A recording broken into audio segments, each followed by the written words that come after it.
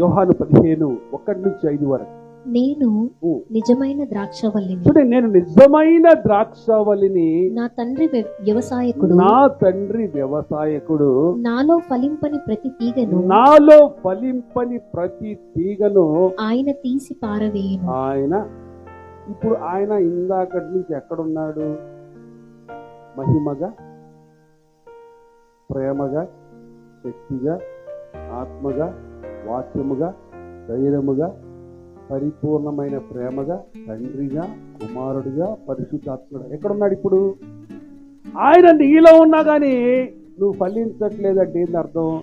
ఆయనలోది నువ్వు తీసుకోవట్లేదు అన్న. ఏం చేస్తున్నావు? ఆయనలోది నువ్వు, ఆయనలో ఫలింపని ప్రతి తీగ, ఆయన నీలో ఉంటే కూడా నువ్వు ఇంకా ఫలించట్లేదంటే ఏంటి అర్థం? ఆయన మాటకు లోబడట్లేదని అర్థం. ఆయన నీలో ఉన్నాడని నువ్వు నమ్మట్లేదని అర్థం. ఆయనలో ఉన్నది exchanging goods and services, barter system. అంటే ఆయన నువ్వు తీసుకోవట్లేదని అర్థం. అవునా కదా? ఎక్కడున్నావు? ఆయనలోనే ఉన్నావు. కానీ ఆయన ప్రేమించమన్నాడు, నువ్వేం చేస్తున్నావు? ప్రేమించు.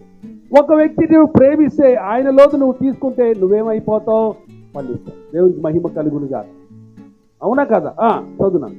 నాలో ఫలింపని ప్రతి తీగను ఆయన తీసి పారవేయును. ఫలించు ప్రతి తీగ మరి ఎక్కువగా ఫలించు ప్రతి తీగ మరి ఎక్కువగా ఫలింపవలెనని, మరి ఎక్కువగా ఫలించవలనని దానిలోని పనికిరాని తీగలను తీసివేయు. మర్మం చూడండి, అర్థమైంది బాగా. నాకేం చూడాలి, నాకు అందరు చూడాలి ప్లీజ్. మీరు బయటికి రాబోతున్నారు. ఆయన ప్రేమమయుడు.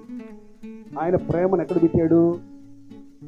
మనలోనే పెట్టాడు. ఎప్పుడైతే నువ్వు ఎదుటి వ్యక్తిని ప్రేమించవో ఆ ఫలాన్ని నువ్వు పొందుతావు.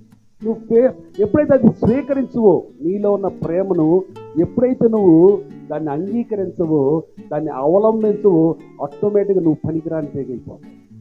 అర్థమవుతుందా? అంటే ఆయన ఏది క్షమించమన్నాడో క్షమించట్లేదు అంటే క్షమించే గుణం కూడా ఎక్కడ పెట్టాడు? నీలోనే పెట్టాడు. ఎప్పుడైతే నువ్వు క్షమించవో ఆటోమేటిక్గా ఏం చేస్తాడు? తీగని కట్టాడు. అసలు మనిషి ఎందుకు ఫలించట్లేదంటే దేవుడు ప్రేమించంటే ప్రేమించడు, క్షమించు అంటే క్షమించట్లా, దీవించు అంటే దీవించట్లా. అందుకే నువ్వు ఫలించట్లేదు.